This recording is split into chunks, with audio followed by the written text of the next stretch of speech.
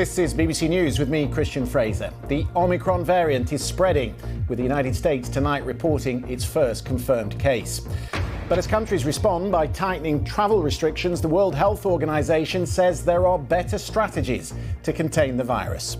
There are ways that you can de-risk travel in terms of having increased testing, more testing before departure, more testing on arrival. In the United States, the Supreme Court considers whether a 15-week ban on abortions introduced in Mississippi should be upheld. If it is, then abortion could become illegal in almost half the country. Is Bosnia once again on the brink of war? Tonight we'll talk to the man who once shared the presidency and who now leads the main Bosniak party. And the American author Alice Sebold has apologised for her part in the conviction of a man she claimed had raped her in 1981. We'll speak to the film producer who produced the evidence that cleared Anthony Broadwater.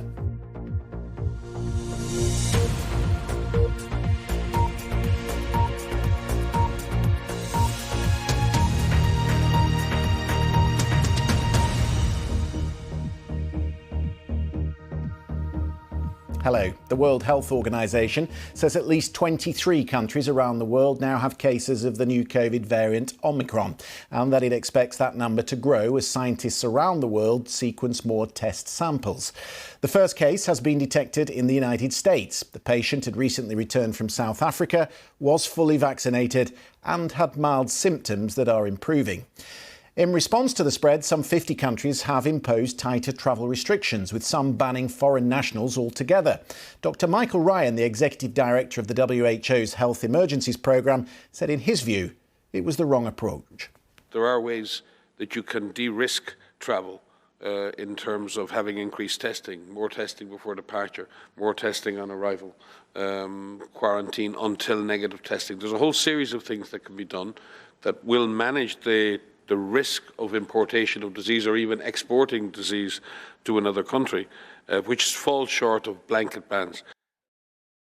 Dr. Ryan said the emergence of Omicron is the result of the enormous vaccine inequity in poorer countries. Barely 3% of the people in Africa have been vaccinated. Today, the WHO's member countries agreed to begin work on an international treaty, which will set down new rules on how we prepare and respond to future pandemics. And at the heart of it is an attempt to improve access to vaccines and the means to manufacture them. I'm joined tonight by Dr. Peter Singer. He is Special Advisor to the Director General of the World Health Organization. Doctor, lovely to have you with us on the programme. I wonder whether there's any treaty that would really guarantee equity on vaccines. Thank you for having me on. We need to do better on vaccine equity because Omicron is teaching us a very important lesson. And that lesson is one of the best ways to keep people in the UK, in the EU, in the US safe is to vaccinate the world. Why? Because viruses love to mutate. The more they transmit, the more they mutate. The lower the vaccination rate, the more they transmit. So if you've got 7% vaccination rate, for example, across Africa, that's a breeding ground for variants. By raising that, you get less transmission, less mutation, less variants. Wouldn't it be better to prevent variants than to scramble around dealing with them as we're doing now? The answer to that is yes. And I've been hearing that for 2 years. And here we are. 3% of Africa has been vaccinated. Why would America do anything differently if another pandemic appeared?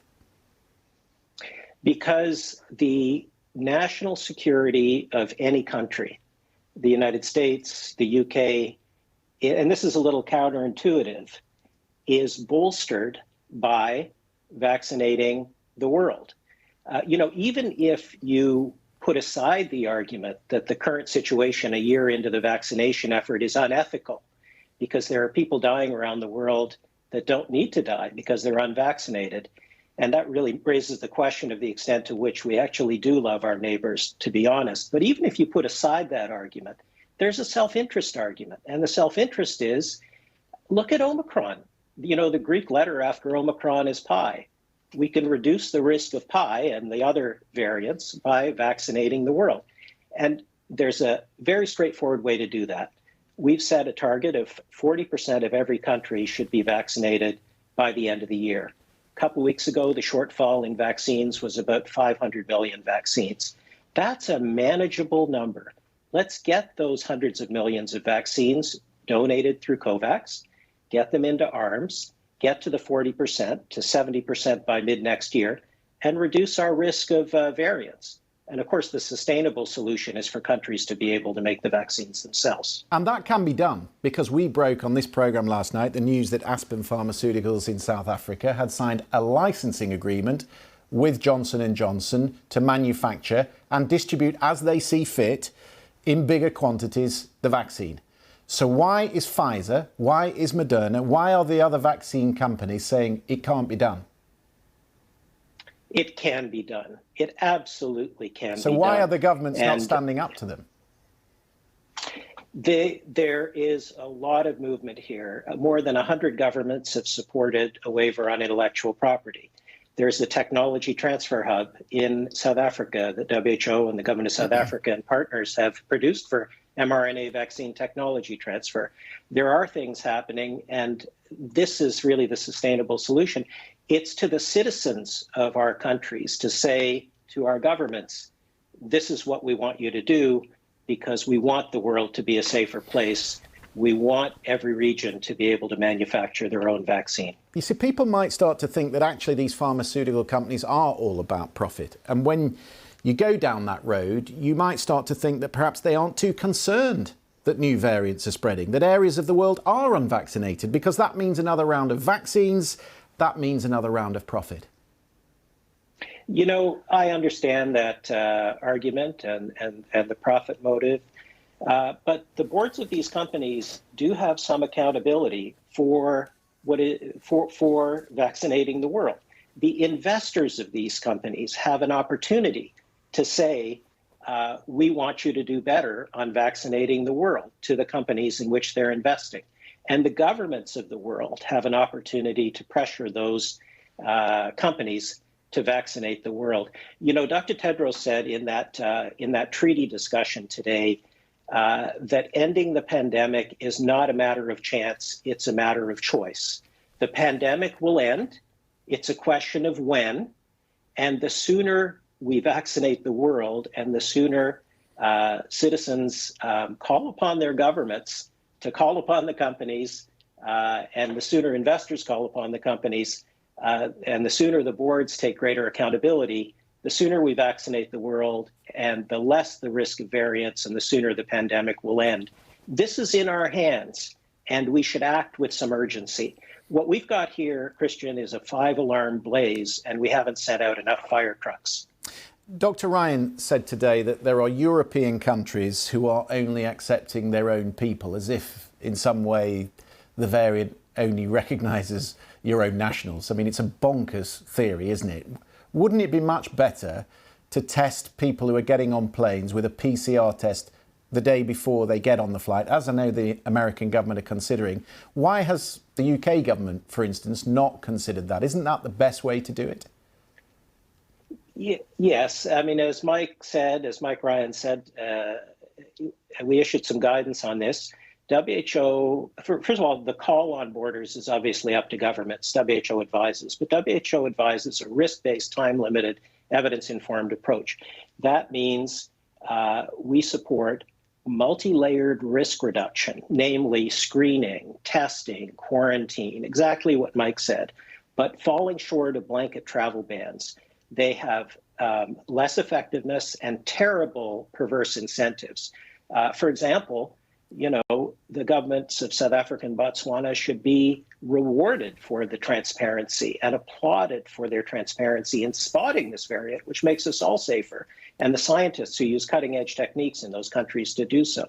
Travel bans punish those countries and those scientists. It's the wrong incentive, and it's just a matter of escalation around the world, and they're of limited effectiveness. So we support the border management, the screening, the surveillance, the quarantine, but the travel bans are of limited effectiveness, and they have terrible knock-on effects that in the end make us all less safe.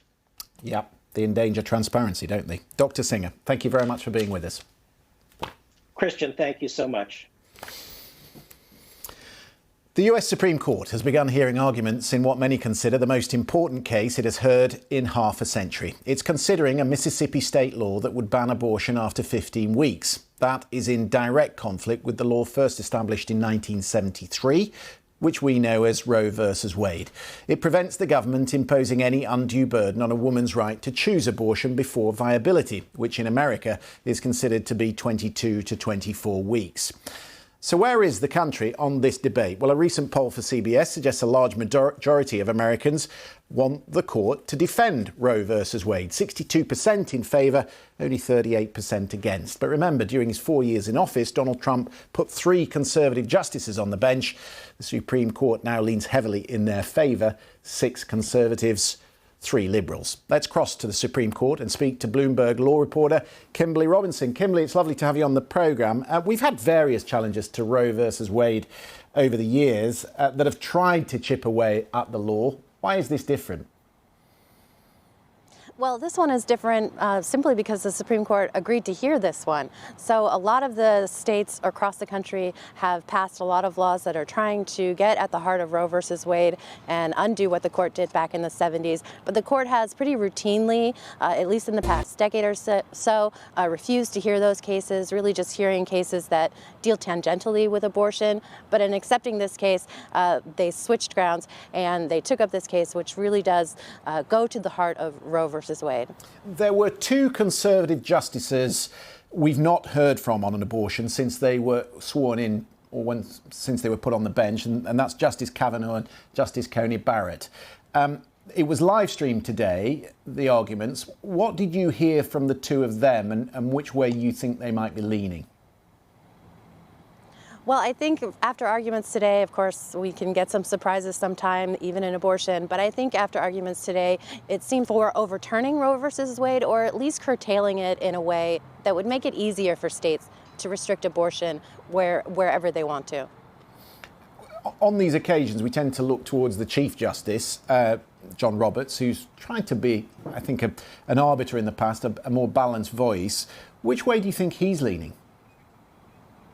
Well, he sure seemed like a justice who maybe wasn't all the way there for overturning Roe versus Wade, but instead did signal that he was open to upholding the 15-week abortion ban here, which, of course, would do away with a big part of Roe versus Wade, which says that you can't ban abortions before viability. The question that came up then is, what is the line that there should be? If it's not viability, if it's not 15 weeks, how far can states go, and how far will they go to restrict abortion rights? So are you saying then that there is a middle ground between upholding the Mississippi law and not at the same time getting rid of Roe versus Wade? Well, there is a middle ground in that the court doesn't have to do away with the right altogether. They can say that, states have to jump over some hurdles in order to pass restrictions. But if there were that middle ground that the court comes to, it would still be a pretty big victory for pro-life advocates who have really made it their goal to overturn Roe versus Wade for the past several decades. Kimberly Robinson, thank you very much indeed for that. Let's speak then to the pollster Ashley Koenig, who is at the Centre for Public Interest Polling at Rutgers University. I was listening to the Liberal justices this afternoon, and they questioned whether overturning the precedents would make the court appear political. Do you think they're attuned to where the country stands on this at the moment? I'm sure they are. I mean, we know that about 6 in 10, whether we're talking about overturning Roe v. Wade, which is actually 7 in 10, do not want Roe overturned. 6 in 10 think abortion should be legal in all or most cases. Public opinion is certainly on the side of Roe, certainly on the side of not overturning it, and most certainly on the side of abortion, at least in some circumstances. What we see is a huge partisan divide in public opinion, just like we presumably see on the court. On the Democrat side, they've always warned their base that a day like this might come and that they had to come out and vote for the liberties that they treasure. Do you think, though, that this might become an issue for the midterms? Is it perhaps a calling card for Democrats? Certainly, and I think we've seen this more and more. I mean, this is a revisit of the culture wars that we saw decades ago, and now it's once again coming up with things like abortion and critical race theory and talking about LGBTQ education in schools. I think these are all somewhat codes and certain language that's being used and certainly going to enter the political fight in 2022 and, of course, 2024, and could really rally the party bases on both sides. And what about Republicans? What about Mike Pence? Because he feels passionately about this. In some ways, it was the reason he was on the Trump ticket. He's been speaking today. Does this rally the Republican base? Certainly. We know that only about 35% of Republicans actually support abortion in legal in all cases or in most cases. We know that gap between Democrats and Republicans has grown even wider in recent years. We know that evangelicals are also strongly against abortion. So playing this card definitely would benefit somebody like Mike Pence. So what you're telling me then is that this goes right to the heart of the political debate in America, and that it could be, when it comes the decision, I think June next year, this could really, it could make things worse, couldn't it? I mean, it will certainly come at a prime time for congressional midterms in 2022, with a verdict coming out presumably in June. This could certainly deepen partisan gaps. We already see political polarization and hyperpartisanship at levels that we haven't seen before. So bringing in such a culture war issue can certainly deepen that divide. Ashley Kearney, lovely to talk to you. Thank you very much. Thank you so much. Let's take a look at some of the day's other stories. The US Secretary of State Antony Blinken says a troop build-up on Ukraine's border gives Russia the capacity to invade on short order if President Putin makes such a decision. He said the United States would be resolute in the case of any confrontation. On Thursday, Mr. Blinken expected to meet his Russian counterpart during an economic summit in Sweden. The European Union says its new global investment plan will be a true alternative to China's Belt and Road Initiative. The European Commission has outlined plans to raise €300 billion via its Global Gateway strategy. Beijing's initiative has invested billions of dollars in dozens of countries over the last 8 years. And in the last few hours, the Women's Tennis Association has suspended all tournaments in China. The move is in response to concern about the well-being of the Chinese player Peng Shuai, who disappeared from public view for 3 weeks after accusing a top Chinese official of sexual assault. The WTA chief, Steve Simon, said he had serious doubts that she was free, safe, and not subject to intimidation. Do stay with us on BBC News. Still to come. Donald Trump tested positive for COVID a few days before his debate with Joe Biden last year. His former chief of staff claims in his new book. We'll discuss.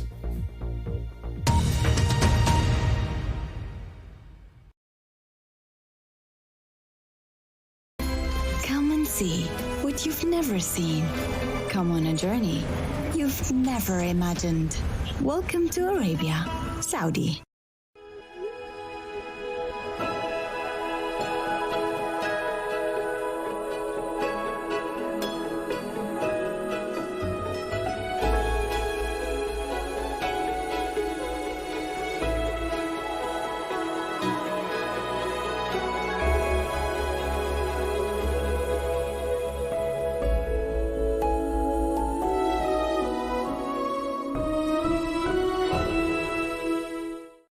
It's the Gambian presidential election this December. People are concerned about prosecutions for human rights abuses, economic development and security in this sunny West African nation. To find out why and more, join me, Thomas Nadi, on BBC World News.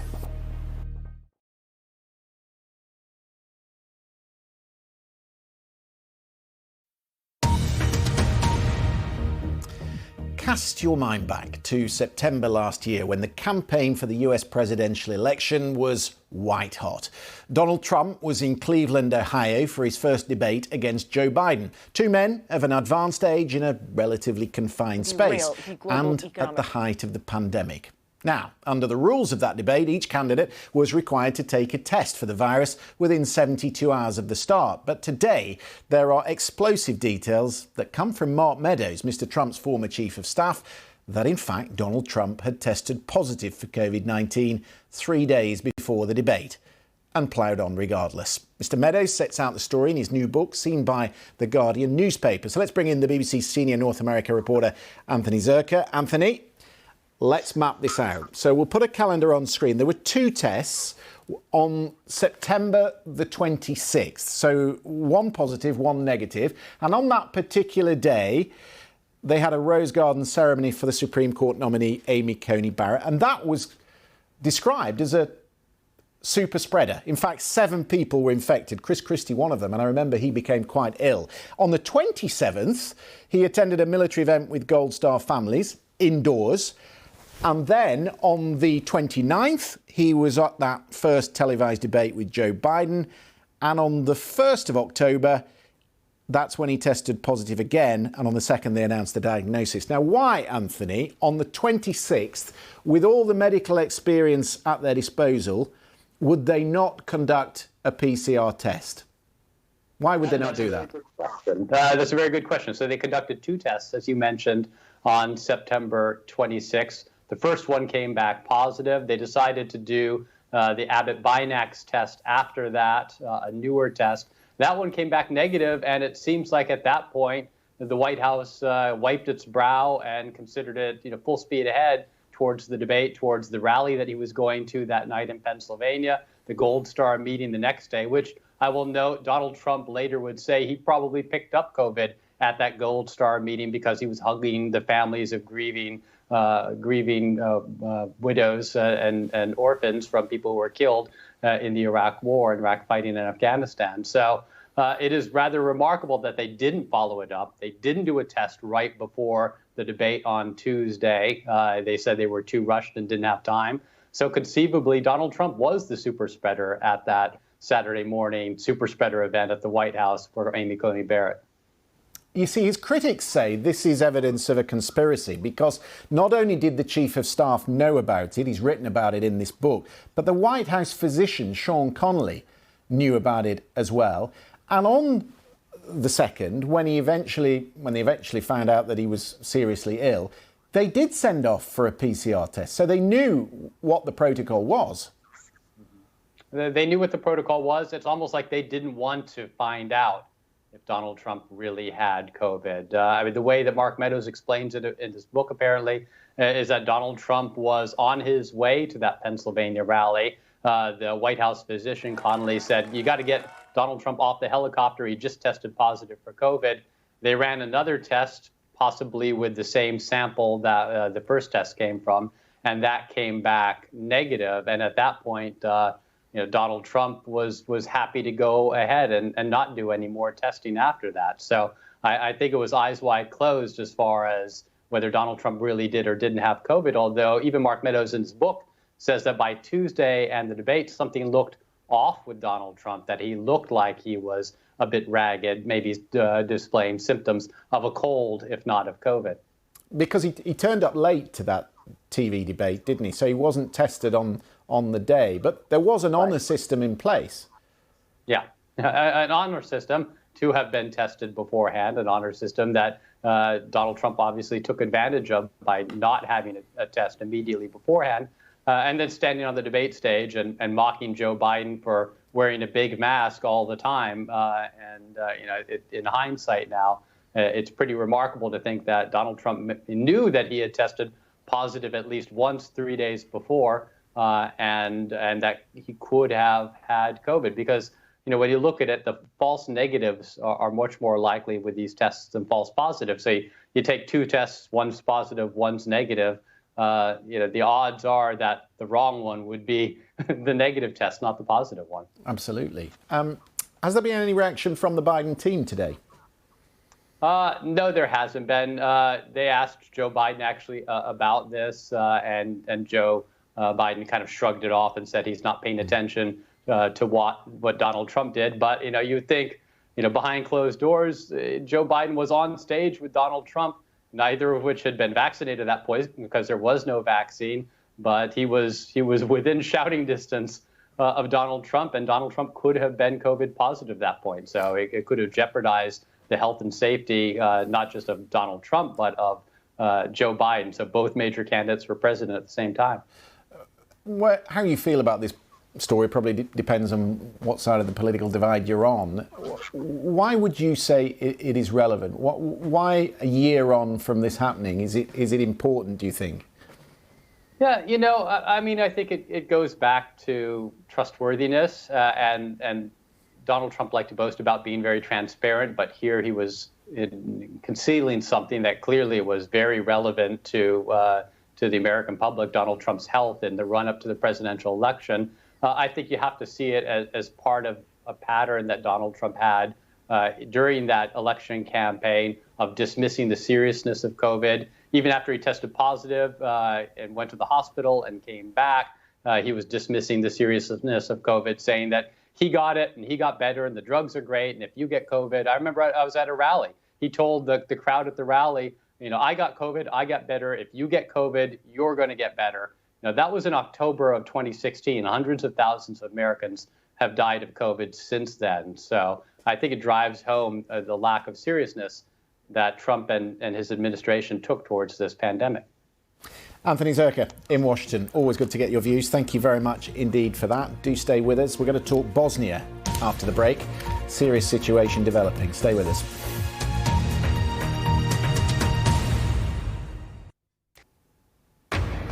This is BBC News with the latest headlines for viewers here in the UK and around the world.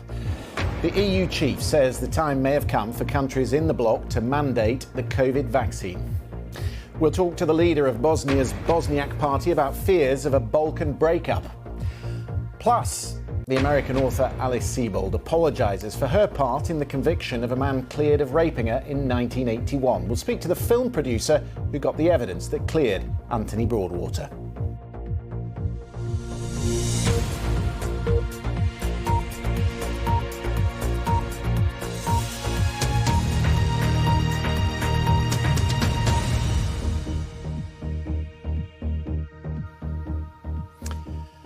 Perhaps at no stage since the conflict in Bosnia ended in 1995 has there been so much talk of war.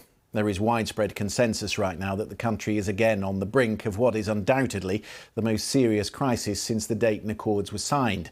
The crisis, in large part, is being fuelled by the actions of one man, Milorad Dodik.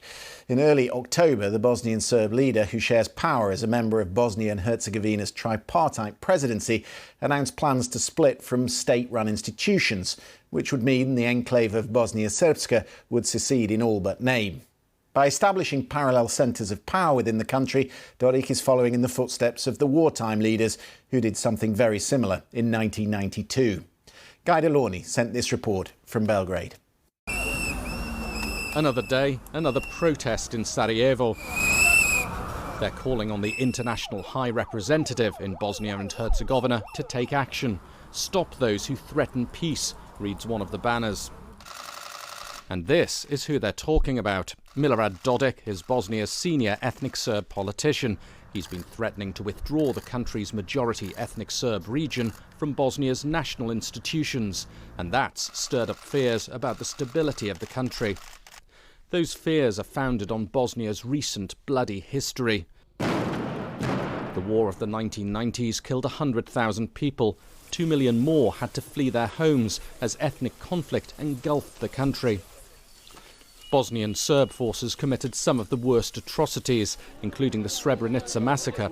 They systematically murdered 8,000 Bosniak Muslim men and boys. That's why Milorad Dodik's proposal to revive the Bosnian Serb army has caused such alarm.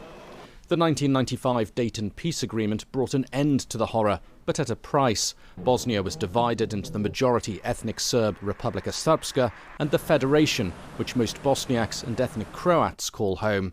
The national government is weak and ethnically divided.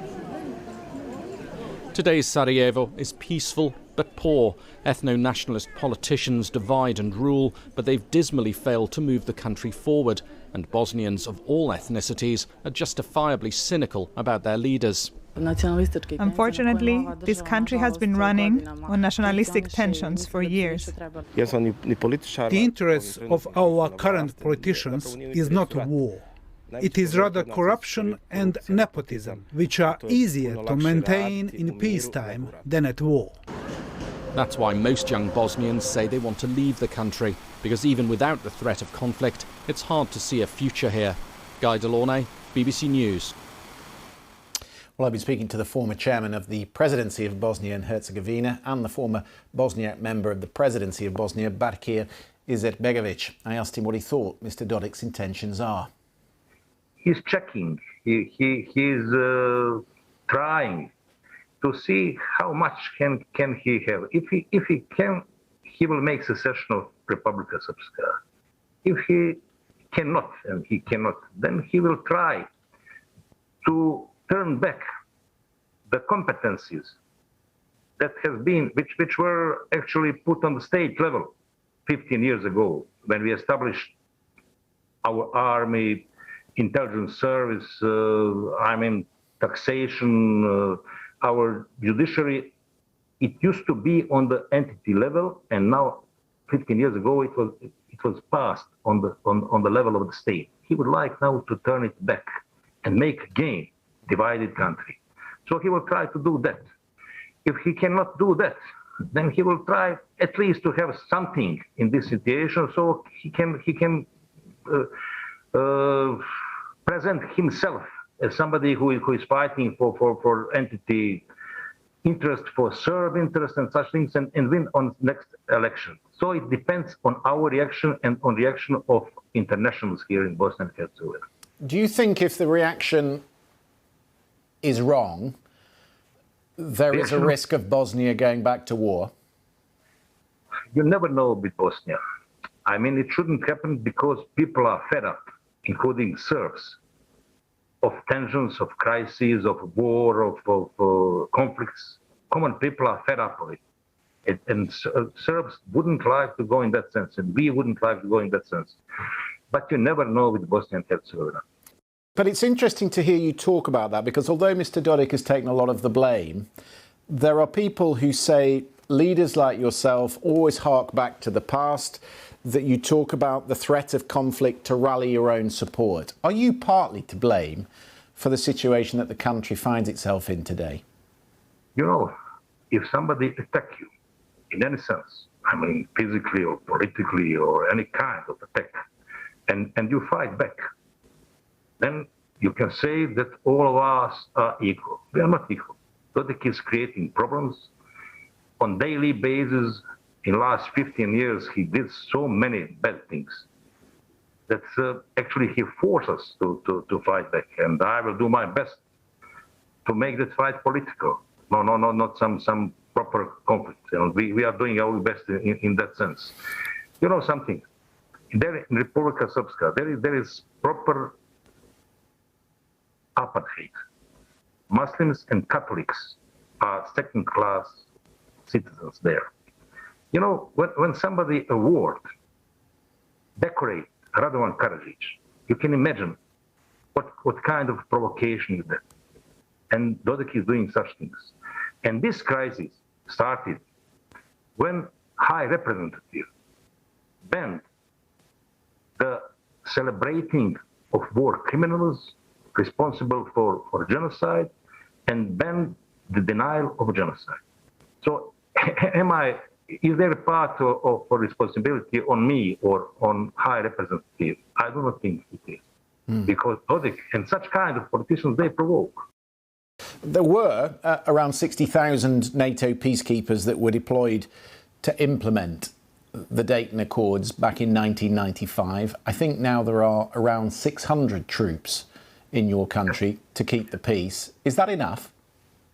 It used to be 60,000 of them, of troops, at the very end of the war.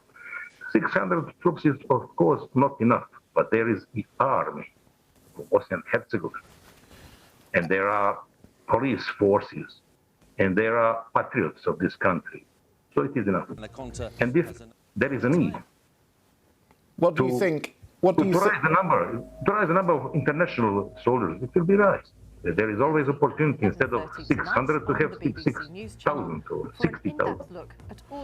What do you think Vladimir Putin is making of this? He's met with Mr. Dodik. What role do you think the Kremlin is playing in this? You know, the behavior of Russia throughout Europe is not good. I cannot define it now precisely. In Bosnia and Herzegovina and on Balkans, they are fighting against NATO presence. They wouldn't like to see Bosnia and Herzegovina to become a part of NATO association. This is their main goal. But then they want to have influence. And Serbs in Serbia and here in Bosnia and Herzegovina, they like Russians. They are some kind of friends or almost the brothers. Their relationship is on that level. So they want to use it to have influence on Balkans throughout Europe. And as for Washington, the Treasury Department did put sanctions on Mr. Dodik in 2017 for obstructing the Dayton Accords. Could they do more? Could President Biden do more to protect the peace in Bosnia? He have to do more because those ones that you mentioned, it was a kind of warning. It wasn't proper sanctions. It doesn't hurt Dodik at all. So something much more efficient, something that is much more painful for the ones who create problems should be done and must be done. And we are expecting United States to do it. They can do it. European Union is pretty confused, and it is not easy for European Union. They need consensus, but Americans can do it, and they should do it. Back here is Izet Begovic speaking to us this evening from Sarajevo. We are yet again reporting on gun violence in America's schools. In Oxford, Michigan, on Tuesday afternoon, a 15-year-old student killed 4 of his fellow classmates and injured 7 others. In the last few minutes, a judge has ordered that the suspect should be held without bond. It's an all too familiar story. After a brief dip last year during the coronavirus lockdowns, the number of attacks in the United States has climbed again, with 138 incidents of gunfire on school grounds so far this year, resulting in 29 deaths. This was the moment classmates at the Oxford High School barricaded themselves into their classroom after hearing shots on the campus. Yes! Sheriff's office. Safe to come out. Yeah, he said it's safe to come out. Now, we're not willing to take that risk right now. I can't hear you. We're not taking that risk right now. Okay, well, come to the door and look at my bag, bro. No. Yeah, bro. He said bro. He said bro. Red flag.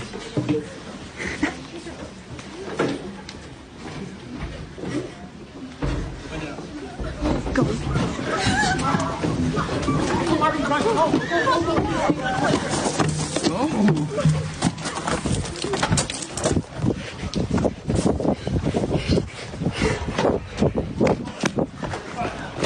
Slow down, you're fine.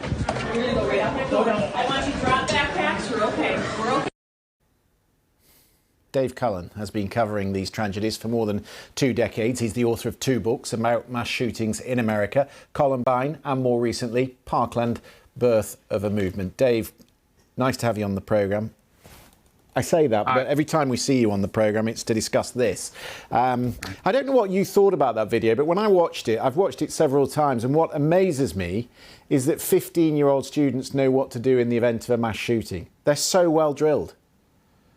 Yeah, that's really a horrible commentary on where we've come to, because they do know, and kids are smart, and but you know, we shouldn't have to be training our kids on how to evade a murderer, and have it common enough that they actually pay attention and they know what to do. Yeah, it's wrong. We go round and round the same issues. There have been 651 mass shootings this year, 29 children killed in schools, 4 more this week, and nothing changes. I mean, to the point where we discuss in our meetings in the morning, is there any point doing this story? Because we've done it before. We do the same debate and nothing happens. I feel the same way and very, very frustrated. There are a couple things going on. One big thing and then one potential thing happening today. We'll see, could be the start of something.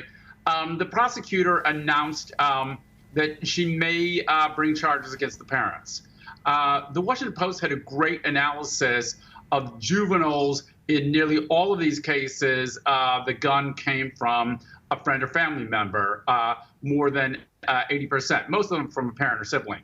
And in most cases, you know, poorly secured, not really locked up, easy to get. In only 4 of those 105 cases where they could determine it, only 4 times were charges brought. But we need to maybe reconsider that, because most of these jurisdictions, it is a crime not to lock up your firearm, and you're supposed to keep the ammunition separate. There's lots of regulations.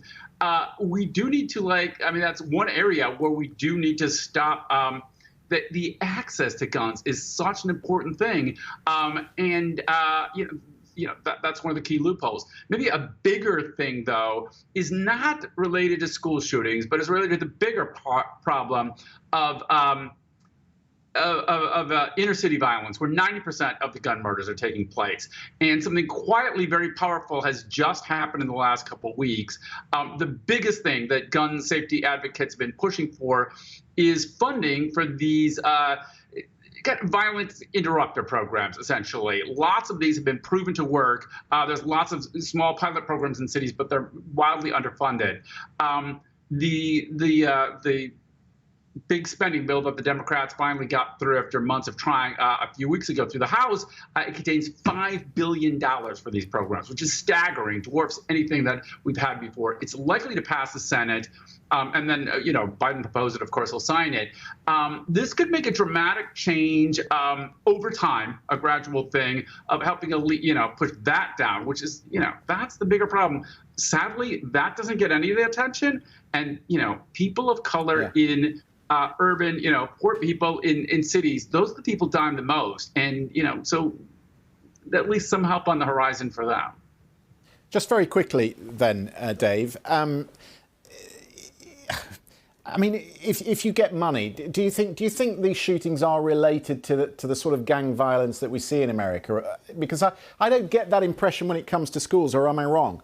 Oh, no, they're 2 different things. So, I'm sort of changing the subject in a way to the larger problem, partly because it doesn't get any attention, and also because we're finally getting some headway. Yes, it is gang related, and what they found out, when simple example is that's extremely effective is going into emergency rooms where the person has just been shot, and usually the person who's a victim of these is also frequently a perpetrator as a rival gang member. That's where the person is reconsidering the choices, and the gangs typically then have to one-up each other, and they don't really want to. They're looking for a way to de-escalate, but they really can't because they don't talk to each other. And these programs that bring together community members can often de-escalate before it gets out of control and more murders happen over the ensuing weeks, which nearly always happen. So that's one of the most powerful ways these programs work. That's an example, but it's extremely important and really effective. And just on the legislation, I know Joe Biden's talked passionately about this before, that they have to do something. We saw the governor brought to tears again last night in Michigan. Is there anything that they could agree? So divided in Congress, I know, but is there anything they could find to agree on? Not in the short run. That's a long-term goal. With the 50-50 Senate and at least 2, with the Joe Manchin problem, with at least 2 sort of very conservative Democratic senators and probably 60 anyway required, there's no way anything significant is going to happen in the short run. This is a long-term goal that's probably going to take 5-10 years or more. I do see a lot of hope. The NRA has been dramatically weakened in the long term, but not in the short or medium term. Dave Cullen, nice to talk to you. Thank you for coming on the programme. Thank you. The American author Alice Sebold has apologised for her part in the conviction of a man she wrongly accused of raping her in 1981. Anthony Broadwater was arrested and convicted on flawed evidence. He served 16 years in prison, but always protested his innocence and was finally exonerated last week. In a statement, Sebold said she was struggling with the role she played in his arrest. In her memoir, Lucky, she described in some detail the ordeal she'd been through as an 18-year-old girl and how months later she'd spotted a black man in the street who she'd identified to police. But when he was arrested, she failed to pick him out in a police lineup. Nonetheless, he was charged, and in the subsequent trial, she told the court Anthony Broadwater was responsible. A film producer who had doubts about Anthony Broadwater's conviction was Timothy Muchanti.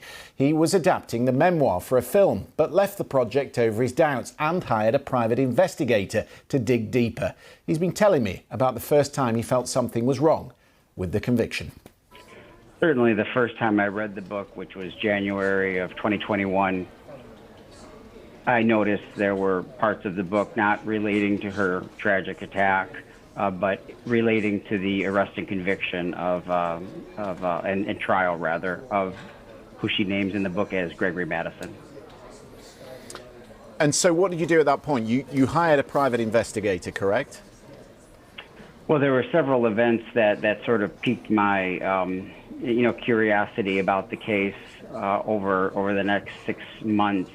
I was eventually fired from the film, in part, because I was pushing back on, this issue of, is the story accurate? And then after that point, I tried to investigate the case on my own, didn't get anywhere. So then I hired a private investigator in late June, early July. But what was it specifically in the book that piqued your interest? The first thing was the scene regarding the lineup where Alice identified who she calls Gregory Madison, but who is Anthony Broadwater, or she tries to identify him, I should say. She fails to make an identification, and typically in the American legal system, that would be the end of the case as it relates to that suspect. She couldn't identify him, it's over. But the assistant district attorney, in my opinion, quite irresponsibly pursued the case. There was some evidence they relied on in court, which was a microscopic fibre. Why was that evidence discredited all those years later? It was a pubic hair that was taken from Anthony Broadwater that he volunteered to give, and a forensic scientist from the district attorney's office, I believe, did a microscopic hair comparison, and that literally means, they put it on a microscope and compare the hair that was found on Alice to the hair taken from Anthony Broadwater. The FBI in 2015 or 2016 here in the States at that time discredited that microscopic hair comparison method. And because it's inherently subjective. It's not like DNA. It's literally a person just looking at hair and saying, does it look similar or not? So where did it go from there? Once you had convinced yourself and the private investigator had sort of backed up your thinking, where did you go and who did you convince that they needed to relook at the case? Well, we realized, Dan Myers, the investigator, and I realized, we needed to get attorneys involved for Anthony. So we reached out to an attorney in Syracuse named Dave Hammond, and he brought in another attorney named Melissa Swartz, both excellent attorneys and did a very, very good job, obviously. But they are the ones who had to do the legal research, make the legal court filings, reach out to the district attorney in charge of the case, and file those papers in court, which eventually ended up in the exoneration of Anthony on the 22nd of November.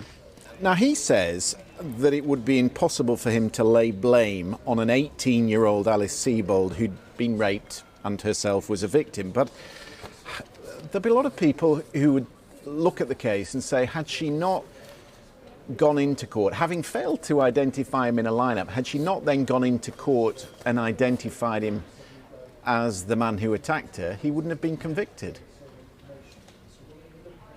Anthony's, being very, very gracious. He is a very big-hearted man, and he's just a wonderful, wonderful guy, and he would say that. And I agree. The 18-year-old Alice bears very little blame for this.